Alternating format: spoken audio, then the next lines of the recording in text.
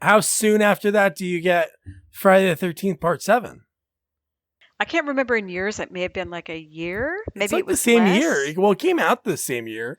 Well, if memories, so when I did Terror Night, which I think is now called Bloody Movie, we rented it recently so I could show it to my husband, and he was like, "That's the worst movie ever made." It is so bad, it's fantastic. Nice. I love Um, that. and So on that film, I made some really good friends. Billy Butler, William Butler, who's Yep. big horror guy. Big So director for Full Moon. He does all the Full Moon movies now. yeah. So he and I were the little leads in Terror Night, and that's how we Okay. met and became friends.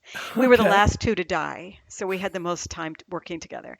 And Yeah. then, and he sort of taught me the chops because he'd been in a bunch of films already, and don't blow your wad the first take. Like, stop crying on the first take. Like, here's some eye drops. Like, take it down a notch. It's a long night. You need to just.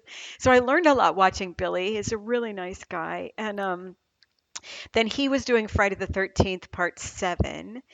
And he called and said, "Get down here, meet John Beekler. I want you to play my girlfriend." And so I came down and met John Beekler, who was the nicest man Oh yeah. ever. May he Yeah. rest in peace. John Beekler was a sweetheart.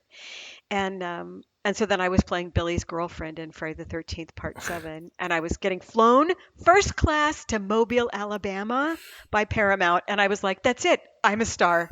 I'm a movie star.